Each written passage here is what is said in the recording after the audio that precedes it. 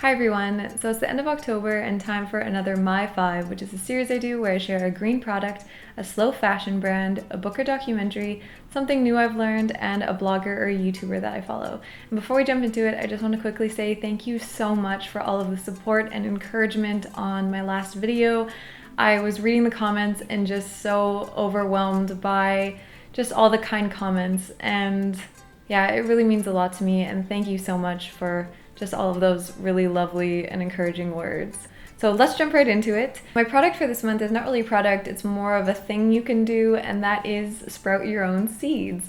Now I have this jar with this plastic kind of grate on it, but you can definitely DIY this. I've seen a lot of people make it just with a jar and then some mesh or cheesecloth over the top. And I wish I'd timed this better so that these were larger than they are. They're still pretty little, but this jar will be full of them, and it only takes a few days. I think they generally grow in about 4 or 5 days. This is 3 days, so maybe a little bit longer. But you can sprout all kinds of seeds. They're really healthy. And what this does is it saves all of that plastic packaging that's usually around sprouts, because they're almost always packaged in clamshells, at least the ones that I've seen. Also, of course, the transportation and that kind of stuff from growing them. I buy little sprout packaged seed mixes, which have a variety of things. But you can also sprout just dried beans and lentils. If you just search online, grow your own sprouts, there's all kinds of things that you can sprout. And all you need to do is soak them for a few hours at first, and then you just need to rinse them and drain them every day, or maybe a few times a day. I think it depends on how humid it generally is for you. And so that's why this is helpful, because they just can drain like that. But yeah, like I said, you really don't need this plastic thing. And it's a great way to have sprouts in your own kitchen. The slow fashion brand I want to talk about, I actually don't know how to pronounce their name. I will write it up here. And they are a lingerie brand that is based in New York. And I wanted to share this with you guys because I get so many questions about sustainable and ethically made undergarments, and I'm working on a video about it. It's taken quite a long time because a bunch of you guys have asked me about larger or non-standard bra sizes, and it's been quite a challenge to find those, but I am working on that video and I will have that video for you guys. But to hold you over to then, I really wanted to share this brand because I was so impressed by just how beautiful their products are. And they ethically make everything in New York. They use some sustainable materials. Not all of their materials are eco-friendly, but I've noticed that they use some dead stock materials, some locally made materials, some natural dyes, which is really exciting to see. Not a lot of companies use any sort of natural dyes. And they also focus on designing to reduce fabric waste. So I don't own any of their products, but I really want to get one of their bralettes. I think they're so beautiful. And what I was super excited to see with this company is that they offer free custom sizing. So you can order any of their products made to fit exactly your size. And that is so awesome to see. I think that there is a huge need, especially just based on my research, for any sort of non-standard bra sizing. I think that's a big part of slow fashion as well, because if things fit you right, then they're comfortable and you're just gonna wear them a lot longer. The film I want to share with you is called A Fiber Shed for London, and this is about a woman who is looking into the possibility of setting up a fiber shed in London. And if you don't know what a fiber shed is, it's a really cool initiative that I believe was started in California by a woman named Rebecca Burgess, I'm pretty sure is her name. And she basically wanted to completely source and make clothing in her local area.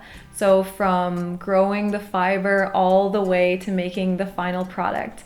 And I think it's absolutely fascinating what she's been able to do. And now these fiber sheds have popped up all around the world where people are trying to make clothing completely locally. This film about seeing what it would be like to try and set this up in London and if that was even possible, and talking to different makers. And she talks to people about growing flax, about natural dyeing and weaving, and just all the different parts that would come together to make a garment. We're so disconnected from where our clothes come from, and we have no idea the amount of work and effort it takes to make clothes.